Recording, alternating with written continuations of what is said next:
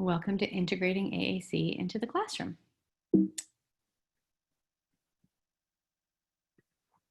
So, integrating AAC in the classroom. School is required to have so many goals in so many areas, and language and literacy and math and communication and motor skills and mobility. And then there's also science and reading that may not be the same as literacy depending on how you're doing it. There's so many pieces that have to that go in every domain, and there's barely enough hours in the day logistically to touch on all the goals. And so sometimes that makes AAC in the classroom throughout the day super challenging, and it also makes it maybe less of a priority if you let the paperwork drive your day. So let's talk a little bit about that. Oftentimes when we do a SETC consult, we have a teacher walk us through their day. And they kind of say, oh, we have circle time, or they're an older group, we have a morning meeting, or then we do centers, or then we have small groups, and then we all come back together for this, and then everybody goes to their therapies. And sometimes we only do circles on Monday, Wednesday, Friday, or we only have whole group instruction when the speech person on Thursdays, or we only do one-on-one time when I have that extra para on Tuesdays. Sometimes it's all of the above all of the time, and it's a lot. So usually there's an area where integrating AAC is pretty easy, and other areas where it just is like, forget it, I can't do it. It's impossible.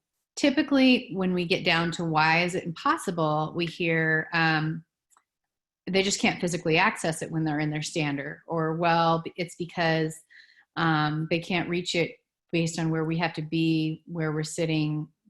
We don't have enough hands.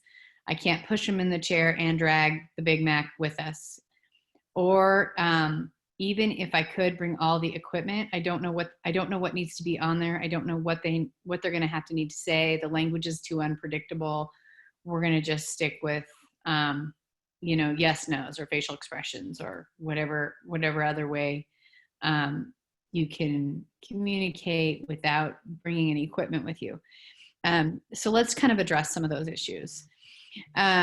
First of all, if it feels impossible, Lowtech is an option.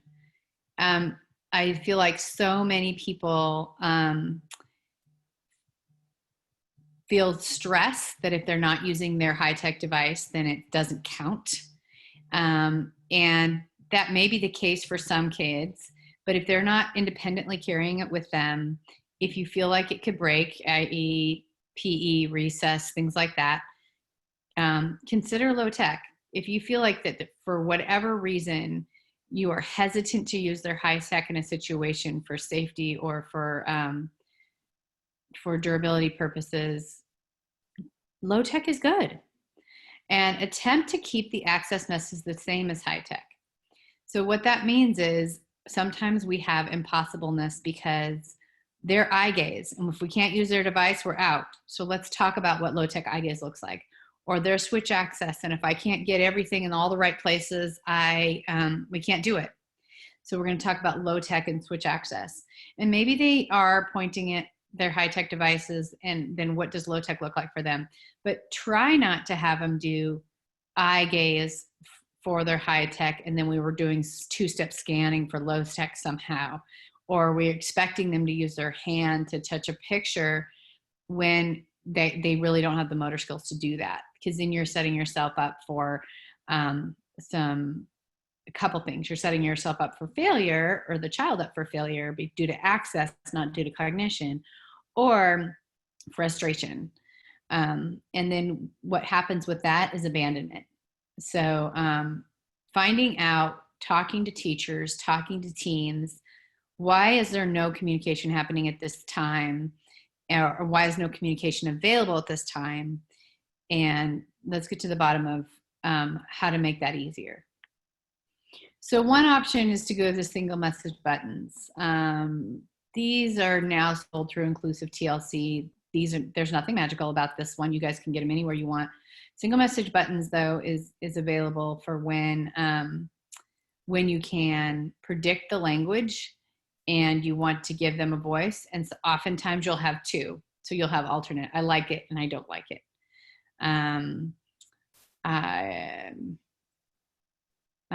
Yes and no. You can do stop and go. You can do all kinds of ones with just these two vocabularies. I like it and don't like it is sometimes nice. You can Velcro them straight to a board and you just have on the top of the board, I like it and don't like it. And anytime you want to know people's opinion, you grab that board and it's good to go. Step by step is something that I've come back around on. I used step by step earlier in my career. Then I got to too high and mighty for step by step and thinking this isn't novel language. This is somebody else recording. I don't like it. And now I'm back on it. I'm back on it for a couple reasons, but one of them is because I think it eliminates a lot of the barriers I mentioned. So some of the barriers are that the device high-tech devices are too cumbersome, or even switch access is cumbersome. And this is a very small thing that can fit in the back of someone's chair, in your free hand. It's pretty accessible. The other thing is that it breaks down barriers of the screen, which means that they're not looking at their screen, they're looking at the person they're communicating with, and you can move it out of the line of sight. You can't really do that with iGaze. Now, I told you to not change the access method for kids, and if they're iGaze, they should always use iGaze. For step-by-step though, you can either put the step-by-step here or have an additional switch on it. And typically those with iGaze can move one body part besides their eyes. If they can't, then you're going to not do step-by-step with them. But the other thing about the step-by-step is I work individually to set it up with the child when I can. So let me talk about that. So for social exchanges, if I know I'm headed to, I'm going to take a kid back to my office, I might have a step-by-step so that they can, and it says, the first one is letting your teacher know where I'm going. Hey, I'm headed off to Miss Brenda's class, Miss Brenda's room. I'll be back in 30 minutes. The next one says hello to anyone they see in the hallway. So you do some predictive language, and it gives them communication from the minute that you get them. Other times I work with them step-by-step with their communication devices. So maybe on the one-on-one time, they are they're helping generate a story or a joke, or they're using low-tech or high-tech to generate something. And once it's all generated, I'll put the message on the device on the step-by-step. So sometimes it's like, hey, do you want to hear what we did at speech today? And then they have to wait. Here's the thing about step-by-step, you're still working on a lot of communication. You're still working on wait, look at your communication partner, wait till they've responded before you hit the button again, turn taking, all that kind of stuff. And then it says, we did a puzzle and I showed her that I knew how to find the categories for vehicles, music, animals, and emotions, whatever it was. And it's a way for them to again, start and end every session with really effective communication that's predictable. On AbleNet's website, there's 101 ways to use step-by-step. We're going to talk a little bit more about these. So obviously picture exchange is something that everybody does to some level. Remembering that picture exchange, unless they're tactile, require vision, requires motor, and usually and typically promotes communication with other adults. Rarely is PECs used to communicate with their peers. So consider that. If your activity requires them to speak to each other, students to speak to each other, possibly picture exchange is not your best way. And possibly something with voice output is a better option. Sorry, this is a little bit blurry. It is becoming more and more common to have more of a communication display that's not exchange at all, that you're not ripping it off and handing it to somebody, but you're pointing to it It's requiring joint attention, but everyone's using the same symbol set and the teacher's able to model it. Don't discredit modeling. So if modeling is happening in your classroom during a time, then AAC is happening. AAC doesn't always look like output from a student. It can look like modeling how you would talk about something. So don't discredit that. So Lowtech IGogue Boards is something that I think every classroom should have. I usually make mine out of black foam board just to create a higher contrast background. There's a lot of ways to do this, and there's different levels to do this. So you can have some core words, you can have larger symbols, and you can also have a spelling system. But getting good at this makes it more interactive and requires less technology, but it's still AAC. So on the one-on-one time, you can consider your high tech. But I would caution you not to require table time. So if you require table time, then you instantly knock out maybe the OT or the PT from feeling like they can incorporate AAC into their session. So when you're thinking about counseling or supporting one-on-one time, consider other positions that they might be in and how they may access that. So Brenda, when you say don't require table time, do you just mean a seated position at the table? Are you referring to the positioning or the activity? Or I'm mostly referring to the positioning. Okay, thanks.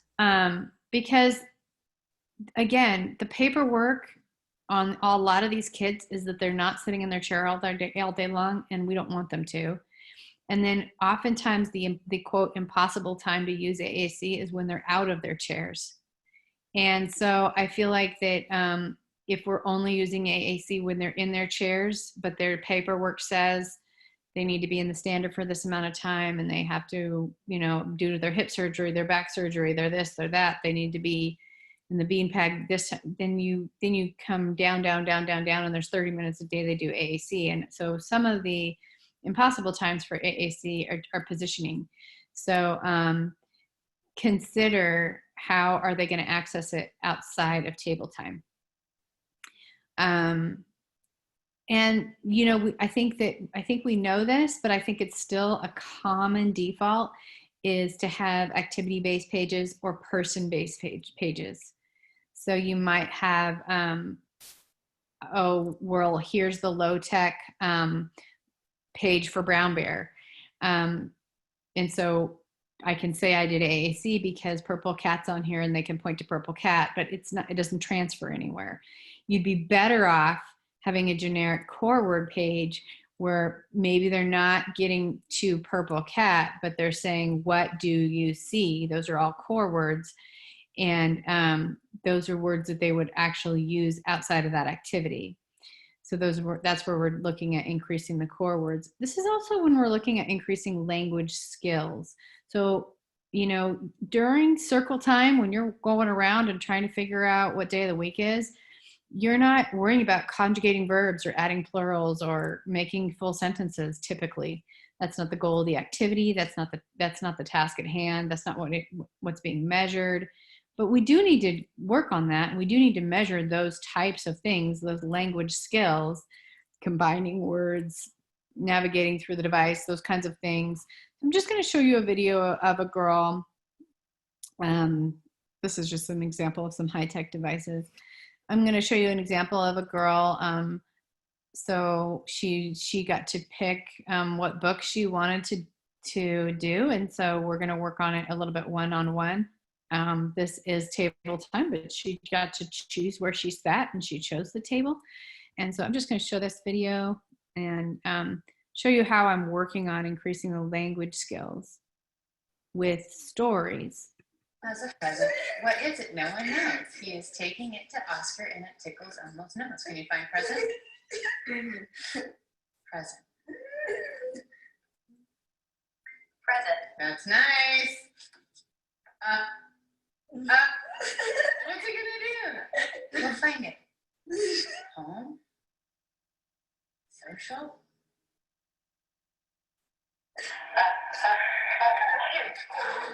Achoo, almost sneezes down, blow all the clothes. Where are we finding clothes?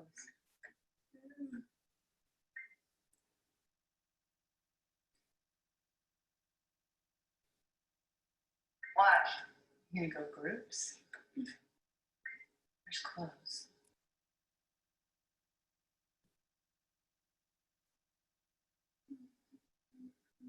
Remember when we searched, we go left, right, top to bottom. Wait, that's animals.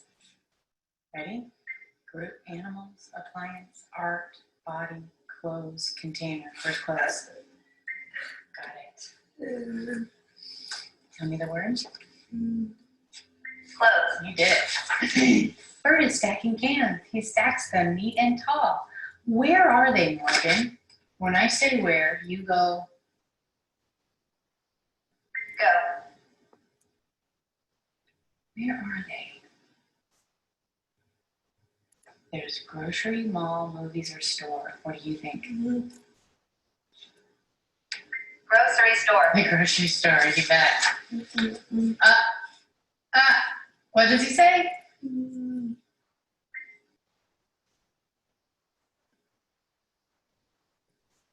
Social. Eat. Eat. Home. Social. Tell me what Elmo says.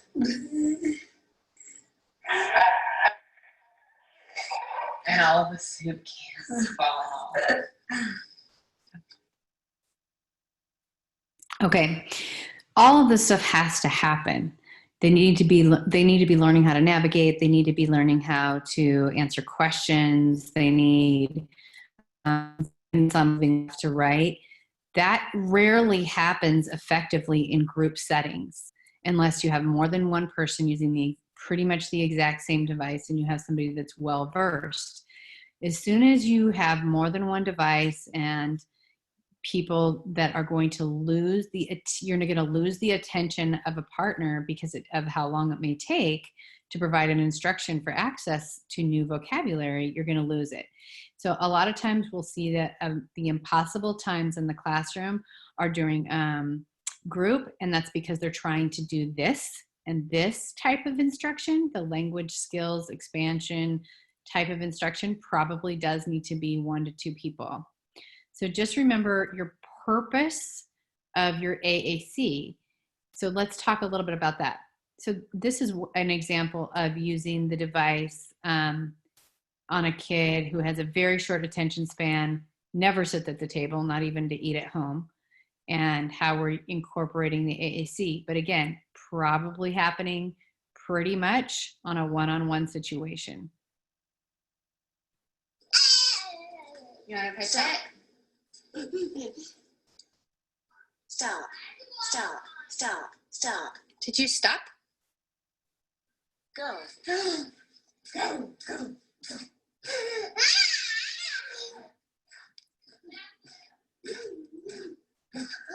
Stop. Trampoline. Trampoline. Trampoline. Trampoline stop or trampoline go? Go. Go.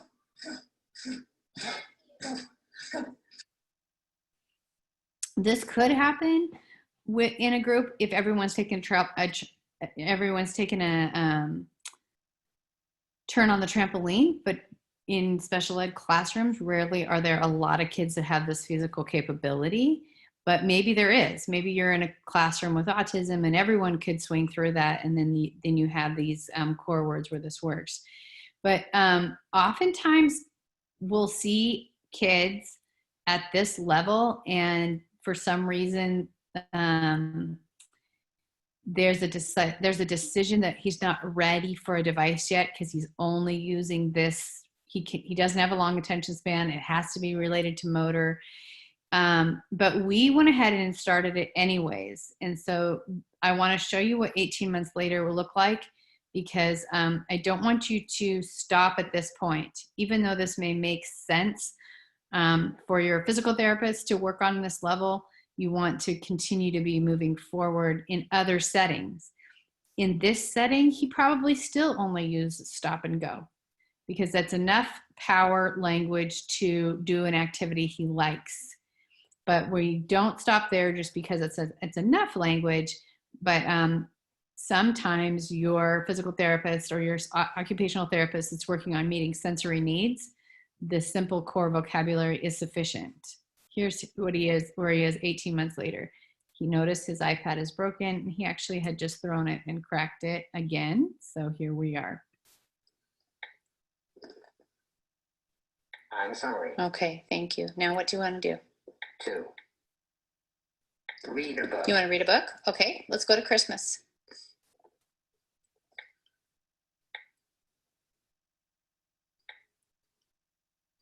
Christmas. Oh, you want the No David book? Cookies. With the cookies. No, David. Okay, let's do it. So I feel like I was super excited about my iPhone showing me the dates of these 2 videos, because I was actually myself a little surprised at how quickly he moved from 2 or 3 icons to 42. But I will say that these go hand in hand. So meeting his sensory need, then he can come and sit and do this for longer. So the other thing about implementing AAC is considering what sensory pieces are required to activate the device or to participate in AAC at that time. So if you're getting closer to the end of your day, possibly limiting, having a little bit less sensory input, maybe doing some hide show, maybe having requiring less navigation, getting them all the way to a page is best for that sensory tax, that sensory system, that system that's done by the end of the day kind of thing. So when you're considering AAC supports in your classroom, I want you to look at your daily routine and be sure that communication is available to all kids. So that might mean that so oftentimes, because we're using pointing at pictures, it works for 80% of your kids because they have a pointer finger or they have a way to do that. So the trick is how do the other kids access that? Or vision. Everyone has a way to use a system that you have, but this little guy, Johnny, doesn't have enough vision to find the right one. So what is his version going to be? If you are going to all the effort, make sure the vocabulary is functional, and that comes back to the brown bear thing. I understand that there is a function to the book Brown Bear. I really do. I don't know that it needs to be done every year, and I don't know that it needs to be done every year beyond preschool age children. But when you think about the functional vocabulary, what's the functional vocabulary in that book? Not purple cat.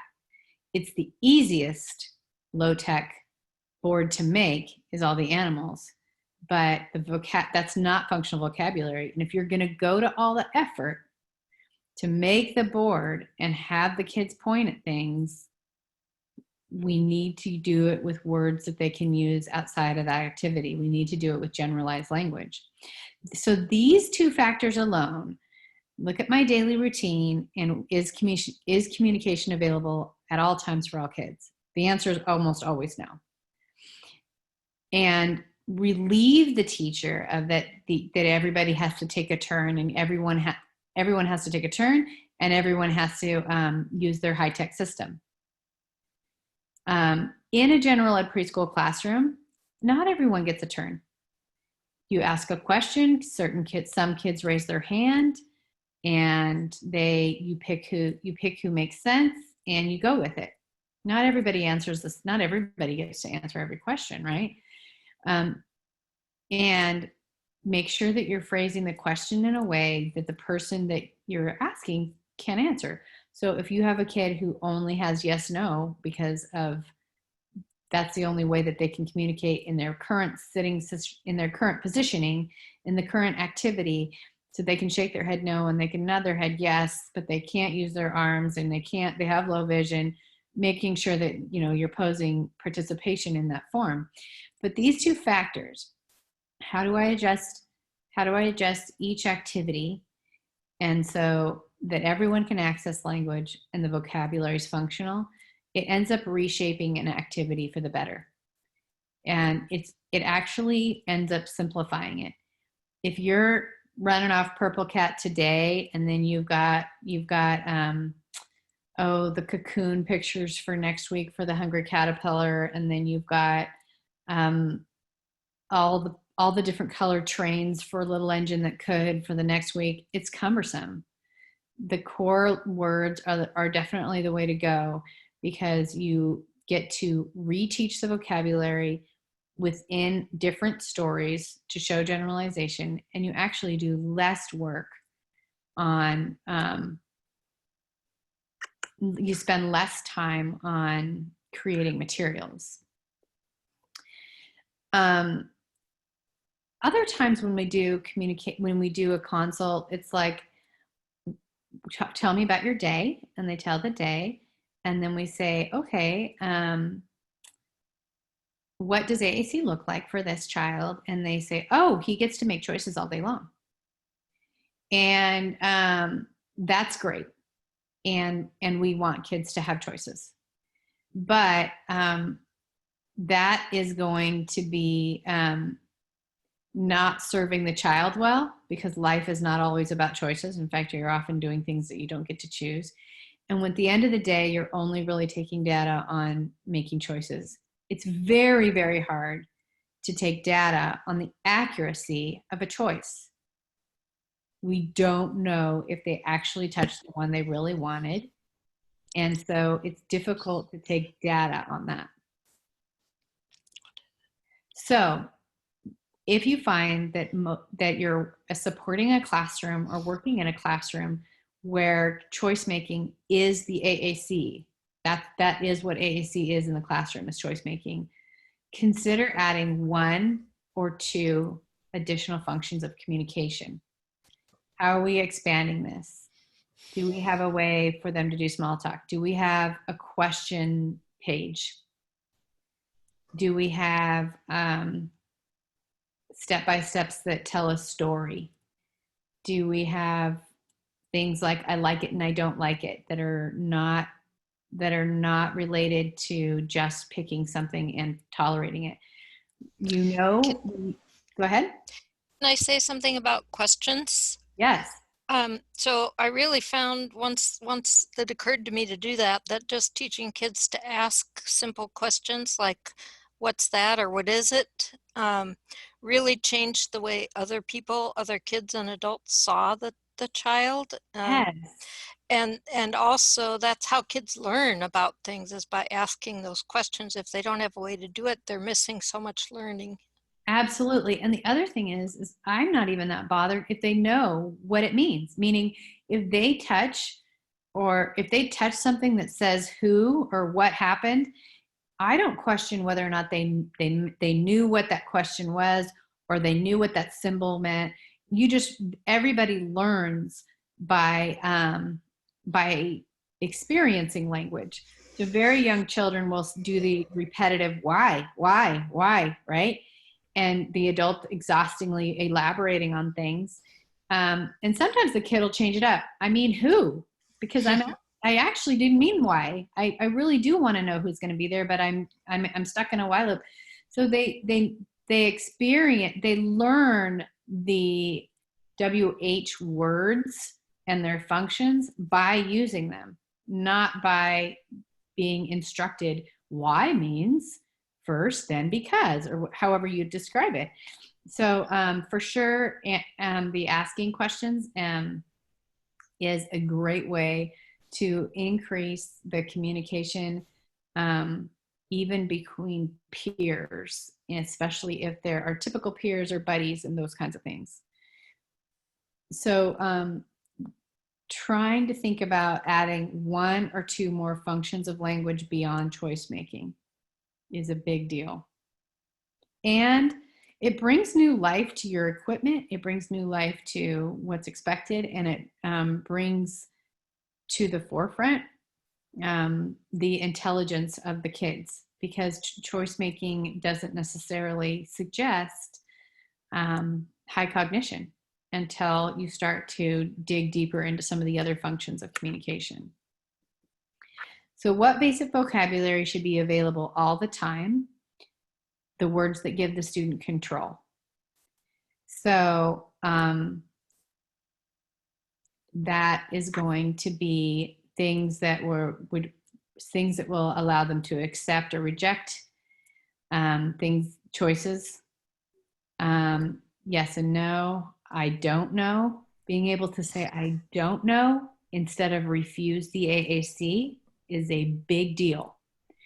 Oftentimes we'll see kids refuse, push away, walk away, smack the device because they actually don't know what's next. And if they have a don't know button on the desk, and they at any time they can say don't know, further instructions are there or modeling will occur. It's a big deal. These are control words that open up the use for AAC in all activities. I don't understand is another one. I need help. I need a break. I don't feel well. I am sick. I am happy. I am sad. So those need to be on some page in some way, in some capacity. And again, maybe it's a Lowtech IGaze board. You have something to say and you have, I like it. I don't like it. I don't know. I need a break. I mean, just some basic things that at any time you can pull that up. By the way, as long as the child has vision, you can use the Lowtech IGogue board, even if they can use their hands. So preloading a Lowtech IGogue board with some basic power control words can help you incorporate AAC, and instead of assuming. So a kid, looks like a kid's agitated, a kid gets up and leaves, a kid starts to make noise. Instead of giving them words, oh, are you annoyed? Oh, I know you're done. Oh, I see you need a break. Then they don't need words. You've already verbally said that you're anticipating the body language accurately, and I don't need to communicate it differently than this. And typically that's not the behavior you're looking for. So preloading either Lowtech IGogue board or if you're in a classroom where most people have motor skills, where the behavior does not elicit explicit explanation. So you are not describing, I see this behavior, I see you getting up and leaving, I know you're bored. That is not helpful. It's not helpful in increasing AAC. It's not helpful for the child because they get to continue to be passive and let behavior communicate. And you could be wrong. So the answer is, tell me what you need. You don't like this. You like this. You don't like this. You need a break, or you don't know. You have a question. Maybe you have a question is the fourth one. It doesn't have to be a lot, but it redirects the behavior into a communication. And that is happening all day long in almost all of our classrooms with most of our kids. And that alone is incorporating and implementing AAC all day long in your classroom. Is basic wants and needs. So you have to have the vocabulary available and you have to not say it for them.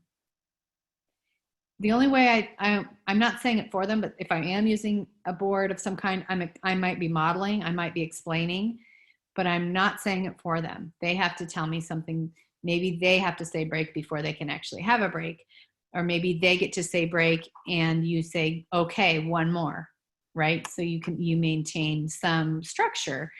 But this is where I think AAC should be happening all the time. Because if we have this kind of vocabulary, we're addressing behavior very proactively and we're giving a lot of power to using AAC.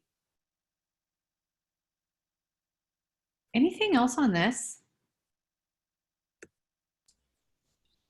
When you say indicated choice between items, are you thinking of like picking out of two things, or are you thinking of accepting or rejecting, or which? Do you know what I'm asking? Yeah. So I feel like acceptance and rejection can be yes, no. It can be making a choice. It can be saying Right. I don't like it. And a choice between items. So you can have some. I just beat the drum on not doing just choice making, Right. but sometimes now the core words and the value of core words have come full circle. We have only core words there, and we actually do need to have some fringe vocabulary for choice making. So I think when I think choice is between items, that's more fringe vocabulary, but maybe during free time, oftentimes that's things that are almost reward based, where maybe you're going to incorporate, first we're going to finish this activity, would you like to choose what you're doing next, as more of a The reinforcers. Yeah, as a more of a reinforcer. I almost always, and I hate to say always or nevers, but anyways, I almost always give 3. So it's either yes, no, or I don't know. It's I like it, I don't like it, I'm not sure yet. I need help, I need a break, I have a question. I don't do 2. I feel like when there's 2, there's a ton of pieces about that with access. I feel like when there's 2, the one on the right gets picked up more than the one on the left, and those kinds of pieces. I feel like when there's 3, you can manipulate them more, and it forces us to consider that there may be another option than what appeared to you to be concrete. So you thought that this was a yes, no question, but you didn't actually give them an opportunity to say, I don't know what you're saying, right? So then we don't have a reliable answer. So what did you mean by manipulate them more? You didn't mean changing their location, did you? Well, maybe. It depends. Okay. If they're always picking the one on the right, then I do manipulate. Okay. If they're always picking the one on the right because it's the minimal movement and they're not wanting to reach out, then I'll do a vertical and create it a different way, and maybe they're going to look at which one they want. So sometimes it's just the way that I'm orienting it. Okay. So that I rule out, am I getting a cognitive answer or a motor answer? And am I getting a motor? Yeah. Am I getting a cognitive answer or a limited motor response? That's how, that's why I think 50-50 is not, you're not gonna be able to tease all that out. I also do that more and more now because I've been surprised at how often the I don't know, or maybe, or I'm not sure yet, or I have a question has been used. And it reinforces that I can't just give yes, no. And I can't just give I like it, I don't like it. That because so many kids do choose that third option that we haven't typically given, it reinforces me to continue to provide that third option. I don't know yet kind of thing. Okay, at the end of the day, the communication should be building relationships no matter what the IEP says. And I know that I probably shouldn't write that. But what I'm saying is that I can't even tell you the conversations of the high stress conversations with special ed teachers on, I don't even get to everything on the IEP every day, between all the other aspects of the day that is required. They go to therapy, they have this on that day, this kid comes late every Thursday because of this, we've got lunch every 2 hours, we all run to the bathroom. Honestly, there's a lot of self-care, there's a lot of activities of daily living, there's every single kind of special that you have to get in for this well-rounded situation. There's UDLs, there's how am I going to get them in the classroom more. There's so much to try to fit in one day that if communication feels like a separate domain, it will only happen during the allotted time. So if we consider that communication is not a separate domain, it's not going to be explicitly targeted, but rather part of every other domain, then we are not adding one more activity to the plate. We are incorporating it into the very, very full plate that already is.